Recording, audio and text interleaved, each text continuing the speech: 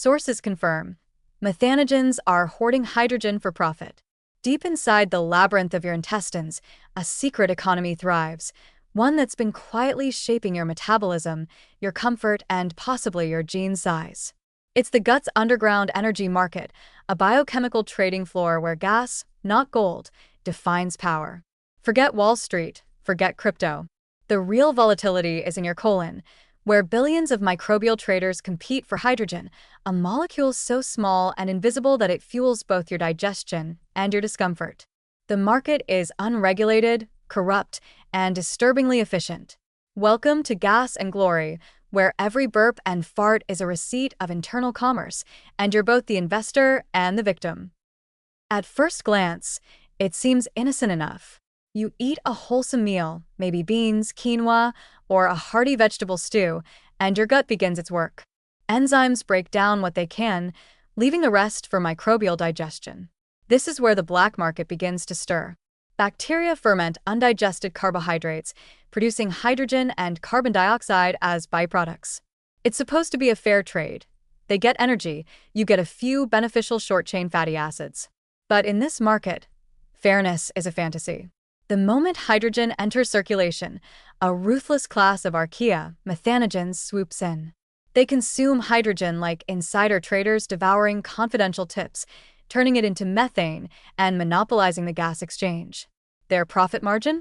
Your discomfort, your bloating, and your slowed metabolism. Investigations reveal that these methanogens are not just efficient, they're opportunists.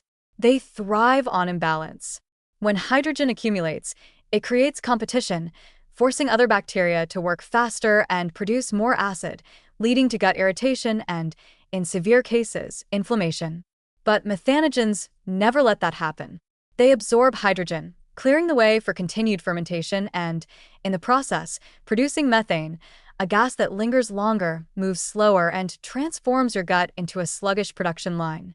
It's as if your intestines are running a corrupt energy cartel, one that prioritizes profit over performance. The result: slower digestion, higher calorie absorption, and a gut that feels perpetually overinflated. The consequences of this microbial monopoly are both physical and psychological. People with methane-dominant guts often report chronic bloating, constipation, fatigue, and an unsettling sense that no meal ever truly leaves. The transit time of food slows dramatically, a form of microbial extortion where your comfort is the ransom. While ordinary bacteria finish their job and move on, methanogens linger, squeezing every last calorie from your food. They turn your digestive system into a model of hyperefficiency, converting indigestible fiber into usable energy, effectively sabotaging weight loss efforts. What looks like clean eating on the outside becomes an underground fuel refinery inside, with every bite of kale or quinoa turned into an overperforming asset. The situation grows darker when you consider the wider implications.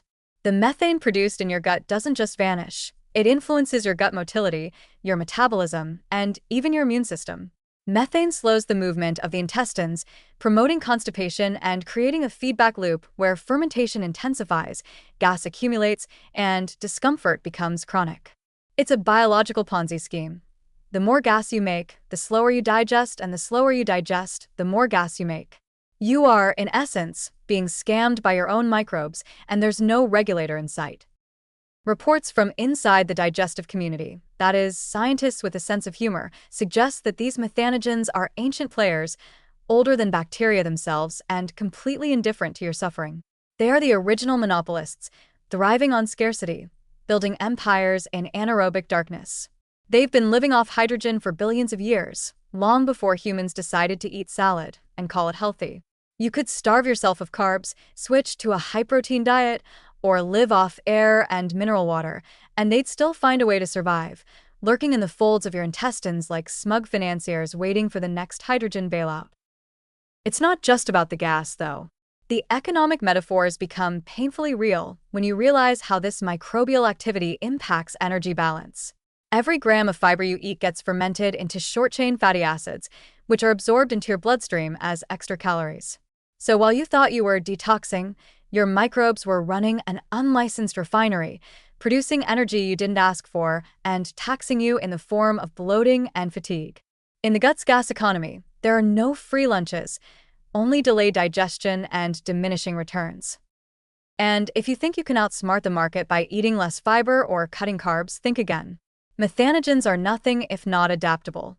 Starve them of hydrogen, and they'll slow your gut's motility to ensure more fermentation opportunities. Feed them too much, and they'll explode in population, overwhelming your system. It's the ultimate lose-lose scenario. Dietitians call this balancing your microbiome. In truth, it's more like damage control, the digestive equivalent of managing inflation by praying. The emotional toll of living under microbial capitalism is no small matter. You begin to fear mealtime, to plan your day around the fluctuations of your internal market. Every healthy choice becomes a gamble. Will this salad make me feel light and energized, or bloated and betrayed?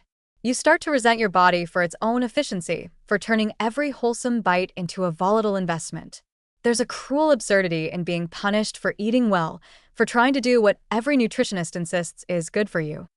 You don't have a bad diet, you have a bad economy.